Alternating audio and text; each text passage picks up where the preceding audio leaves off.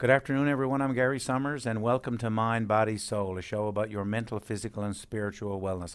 You know, when we have someone travel all the way from Lamalean to be on this show, that's a testament to her dedication. Lisa Sheppard Fitness is passionate about helping women, but that's not Lisa's only passion. She is on a mission to help as many children as she can. Her project, called Open Minds, Open Hearts, is very dear to her heart. Lisa's hope for this episode is to get people excited about her new program that focuses on positive mental health for children. Good afternoon, Lisa Sheppard. Hi, how are you guys? Welcome back. Thank you. Yes, I'm You- so happy to be back. So, Lisa, just can you give our listeners an overview of what they can expect to hear today?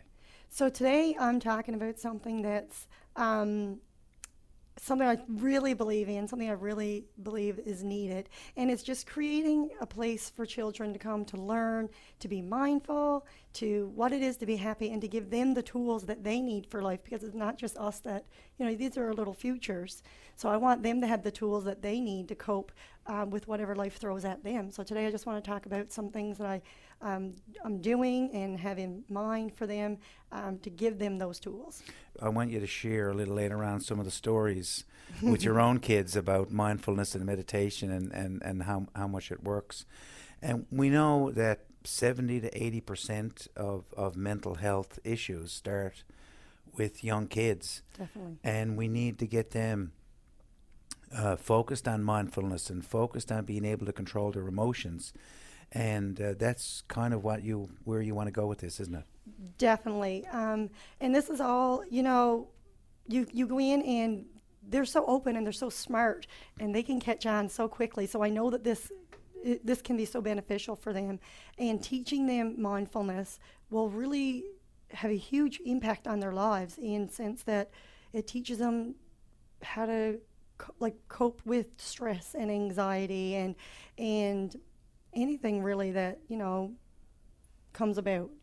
They'll be prepared. Right, exactly. Yep. Because we never teach our kids that, do we? No. We just say, just relax, and And if you don't know how to relax, well, it doesn't mean anything it to doesn't them. mean So anything to them. for me, this project, that's what that is. It teaches them how to relax. It teaches them breathing, and we're going to be using a program that is within the schools, and it can be carried on throughout when they get home, and just little things that they can be practicing. I mean, we focus on exercise and we focus on nutrition, but mindfulness is a huge part of our life and our, I always talk about happy, but like that, 100% true happiness comes, if you're not mindful, then you're not going to get it. I think I read an article somewhere where the guy said, in order to be truly happy, you have to spend at least 80% of your life in now.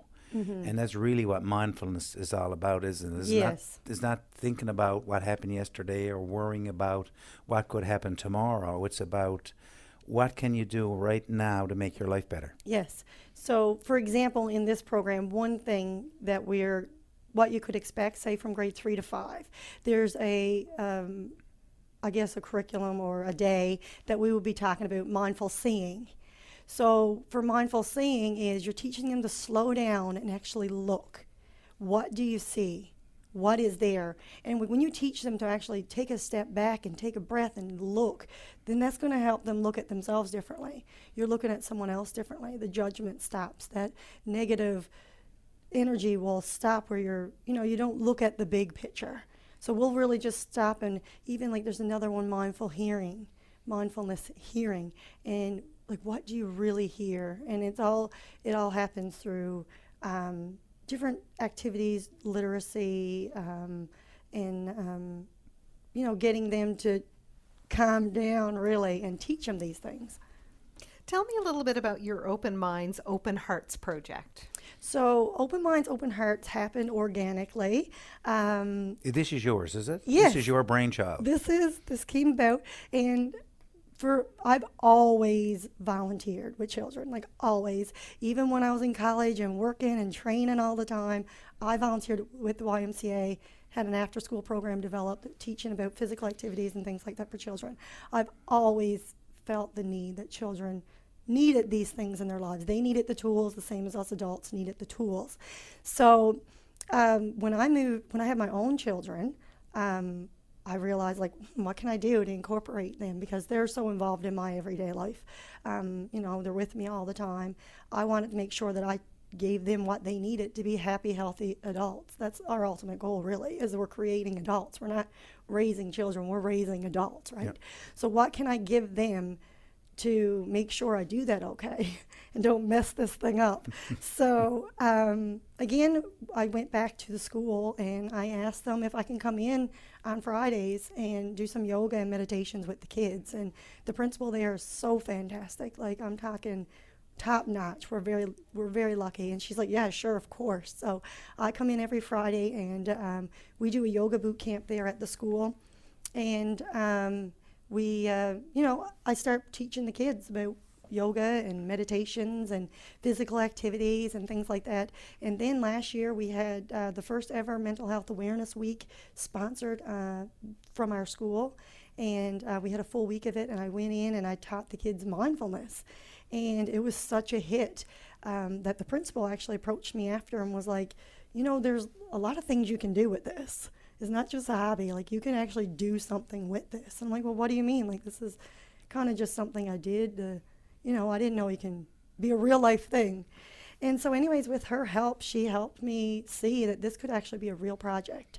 And we developed a mindfulness, the Open Minds, Open Hearts project that will include mindfulness, physical activity, but it's an education where we're teaching how the brain and the body relates. And we'll go from grades pre-K right on up to grade 9, and we're going to give them the tools they need to combat life. And so why is, and I understand why it's needed. Just explain to our listeners why you felt this was so needed. Well, if we're going to stem back to where it originally began, it's because of my own personal experiences. As a child, I was anxious. I was a perfectionist. I put a lot of pressure on myself. I felt I was socially awkward, and I just always felt like I needed to breathe. And I didn't know that at the time until I was later an adult. But when my father put on my running shoes and I felt the release of physical activity, and that's when I realized there's some sort of connection. And I carried that with me through my whole life. And I know we spoke with this before.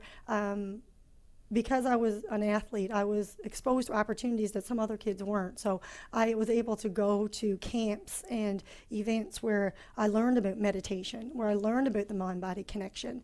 And because of those things that I learned, I felt like I was prepared for the stress. Like, I had anxiety. I was socially awkward and stressed and things like that. But I always came back to mindfulness. I always came back to meditation and yoga and things like that. And really, that's where it all began. And when I had my own children, I'm like, okay, how can I prevent them from feeling the stresses that I felt? And then it rolled over into the kids that I've always volunteered and helped with, because I feel like, I love them just as much. I have a group of children. Yes, you certainly do. Lisa, we talked about why the project is needed, and it certainly comes from your experiences as a child with anxiety and stress, and this works because you've seen firsthand with your 4-year-old how this works. And tell our listeners about when he was having a little bit of a stressful off day, and so this must make you feel good. It does. Yeah, it really makes it feel like, oh, okay, I'm doing something right, because parenting's tough, man. Like, parenting's hard. I have 4 kids. And you have 4. And I solo parent a lot. My husband's been gone since March. He won't be back till June. Some days you're just like, whoa, am I passing the test here? Am I raising those good adults? And you're running an online business. That's right. Yep. And I'm a competitive runner as well, so I'm got a lot of different things on the go. So anyways, my son Jake, everybody knows Jake on my Facebook because he appears there a lot.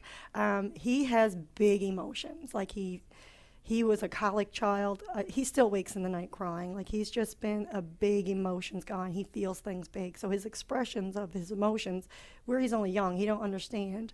And he's often very loud and grumpy bear, we call it at our house. Jake becomes grumpy bear. Well, we all have our grumpy bear moments at our Yes. house, right? So this We one all do, day yeah. in particular, Jake was grumpy bear, and he must have picked up on it himself, because he said, Mom, like, I'm feeling like I'm grumpy bear's here, and I need to go for a run. I'm like, At 4 years at old. 4 years old, and I'm like, this is fit. I'm like, yes, I didn't like a high five to myself, Yeah. because I was struggling this day because he was in a real bad mood. So anyways, off he goes. I get his sneakers on, and he goes to the treadmill, and he ran for 15 minutes. He's 4 years old, and he ran for 15 minutes. He hopped off that thing, and it was like he was a new man. I swear. He was like, Mom, he's like, I feel fantastic.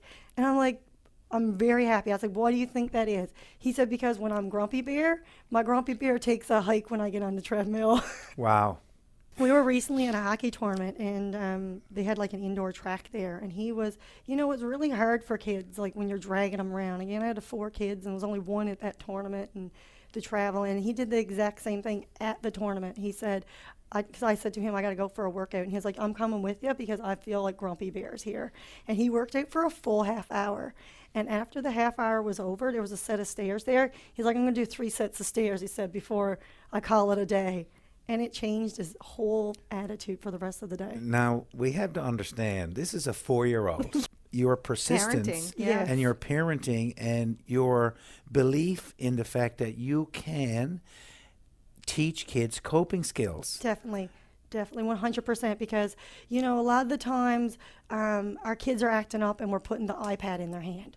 Our kids are acting up and we're giving them a snack. Here's some gum and candy and chips, when you just need them distracted or whatever, right? But what they're doing is they're feeling emotions, and they don't know how to deal with it because they're so small that this trickles over and it follows them to adulthood. They create strategies and patterns when they're a child, when they're not properly dealing with their emotions. Like, for instance, my 8-year-old has explosive. Like, if he feels sad, he explodes sad. And you got to kind of like, you want to yell at him back. Like, that's what happens to Sure, us that's as the a human parents. reaction, sure. We're like, stop it, calm down. But in fact, if I went over and hugged my 8-year-old, he melts, and that goes away. And it just gets him to slow down and breathe. Whereas if I'm coming at him and I'm fighting him and I'm being big and loud and large, then that's not giving him the proper skills. Right. He's developing a strategy that I'm going to get attention by screaming Totally, and yelling right totally. now, rather than, okay, well, why are you feeling like this? Come here, hug me. Let's talk about why you're feeling like this. So it follows them in adulthood. You made a very good point, and you talked about kids develop patterns when they're young, and we talk.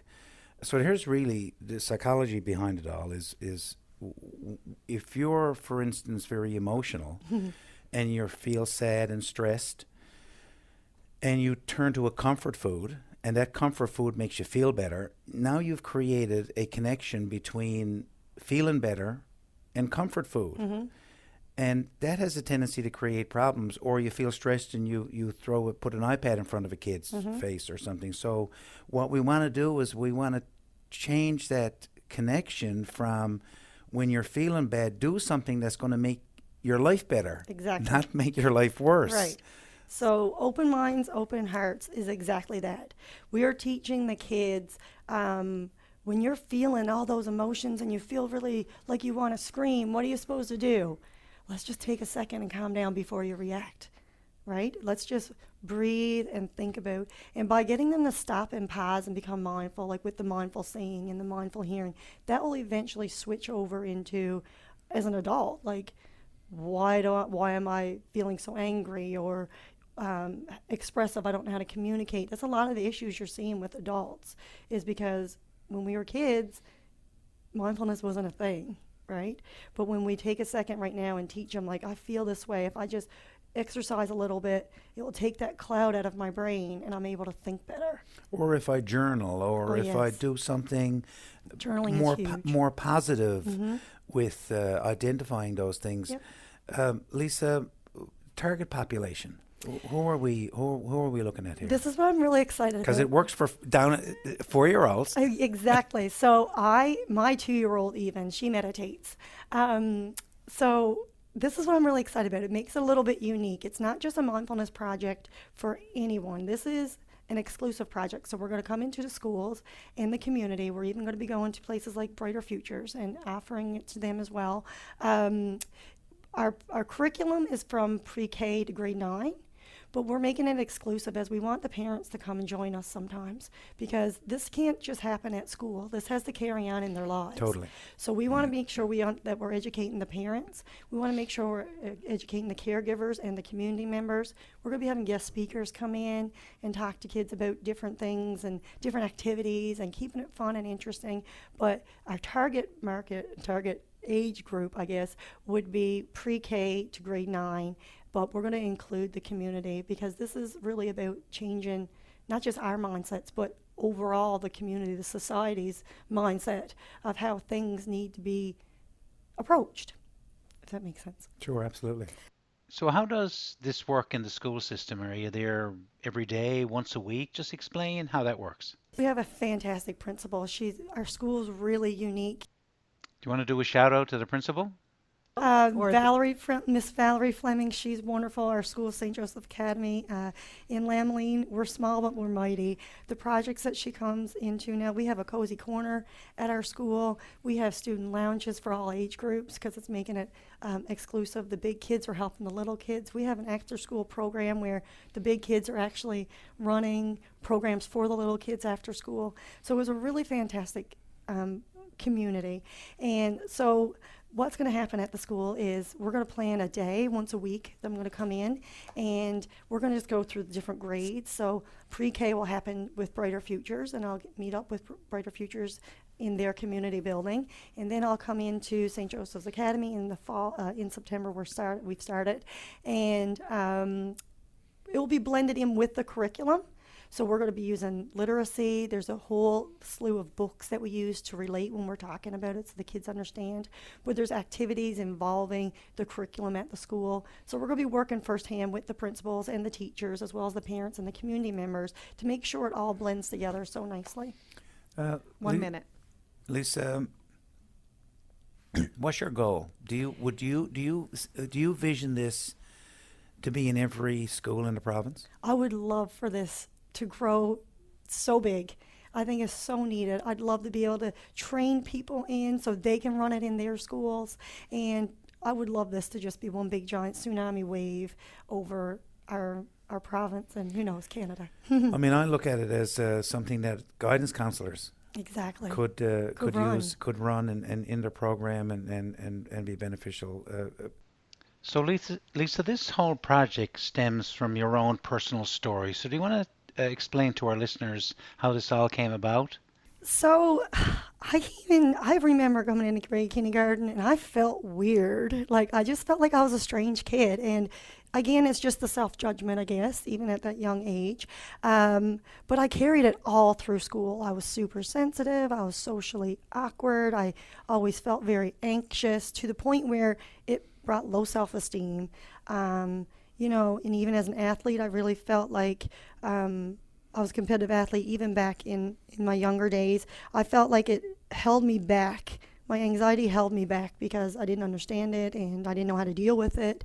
But I also, because I was a competitive athlete and my journey of who I was, I got to go to lots of training camps and events where that's where the seeds became planted about mindfulness and the power of the mind. So just so people understand, as a competitive athlete, you were an elite competitive Yes, athlete. You were yes. ranked where in the college circuit in running? In the college circuit, I was ranked first in Canada.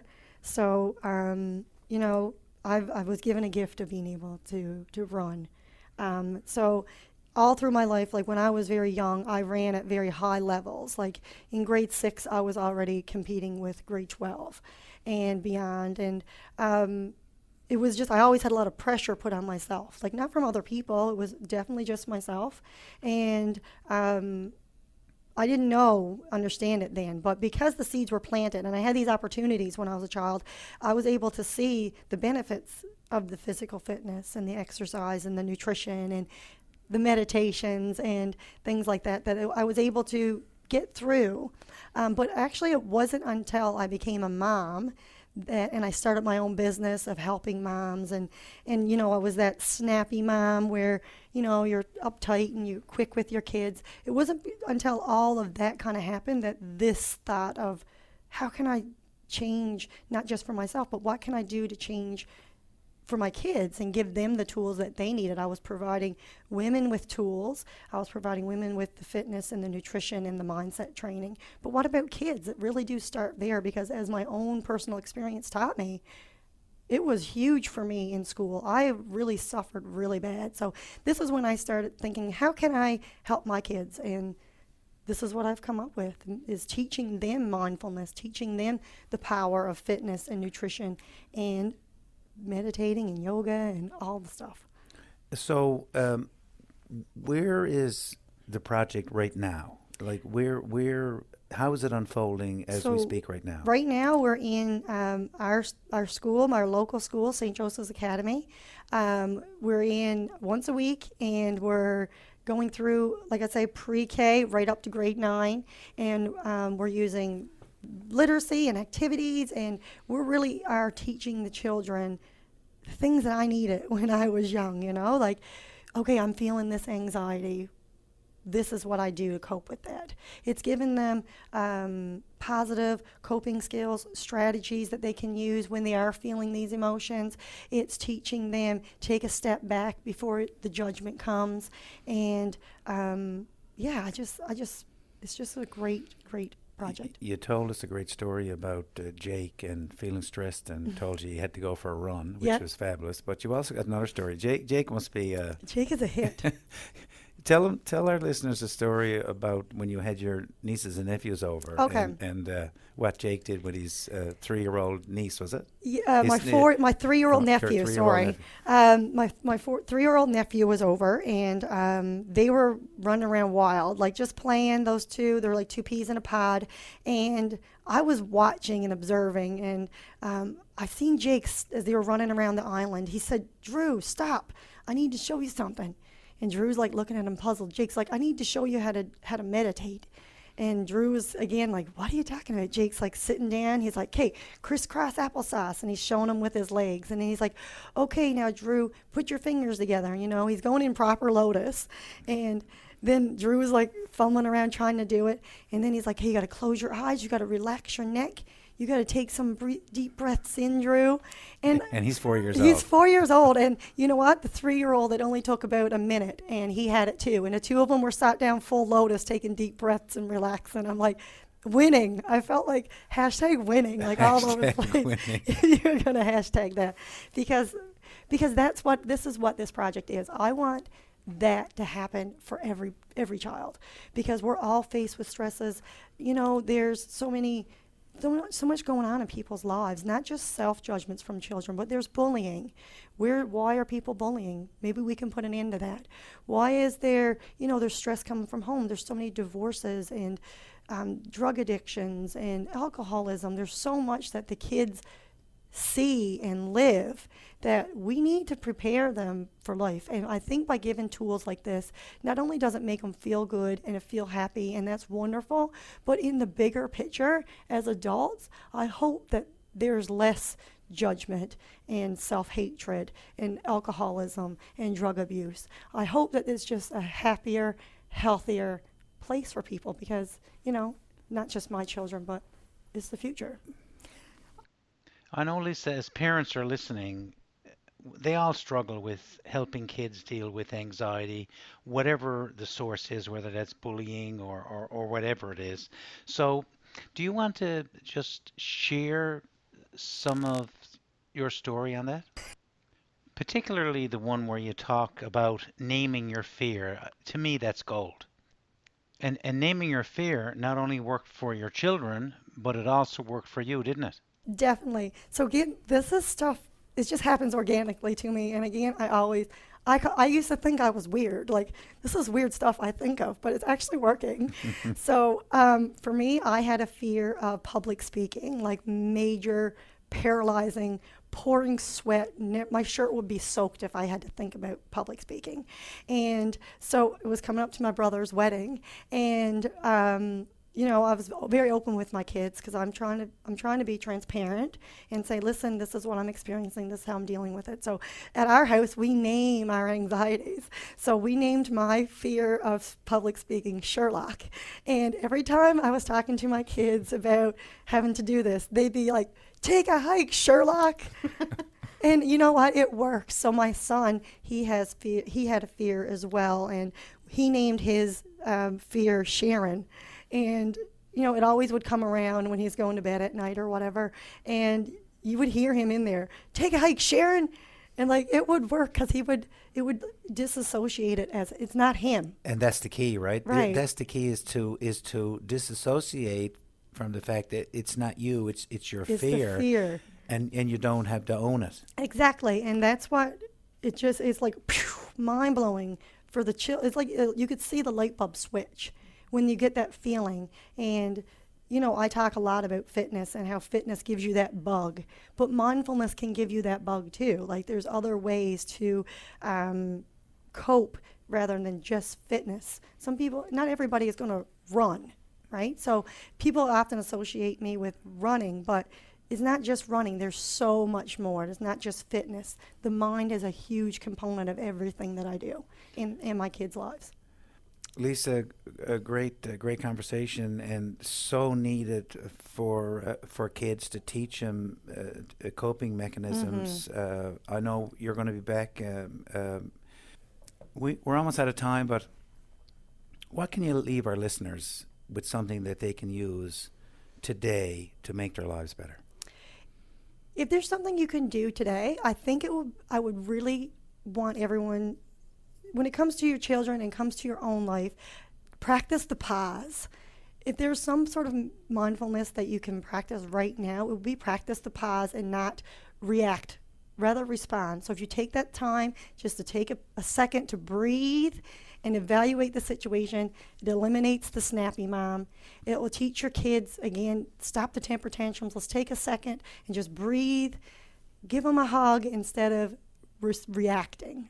Your one of your kids called you Snappy Mom one day, didn't they? Yes, yes. This is a large part of this, and everything that I'm doing, it's happened. It all is stemming from my own personal life. I was a snappy mom, and again, this is where my love for helping other women thrive comes from, is my own realization that, oh my God, like, who am I? And it's the same thing with this Open Minds, Open Hearts project, is that I realized, like, holy moly, like, I got to prepare these guys because that's what I went through. And I don't want them or other women or anyone to feel that. I just want people to be 100% happy. If anybody wants to get in touch with you, certainly about your online business, but also about this new project that you've got with Open Minds, Open Hearts, and if someone, even if a school was interested in talking to you about bringing this to their school, how would people get in touch with you? Definitely email is great, lisa@lisasheppardfitness.com.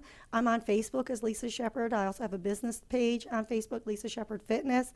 Either of those ways would work fantastic, and I'd love to hear from people, and even people's thoughts and opinions, or if they have a question, like, this is what I'm experiencing, like, what's your thoughts on it? Like, I love to talk to people, and I love conversating, and if people got anything on their minds, I'd love it. Just reach out and touch base and see where it goes. Great, Lisa. Thanks very much for driving all the way in from Lamalean to talk to us today. My pleasure. We'll be back next week with another interesting guest. Bye-bye for now.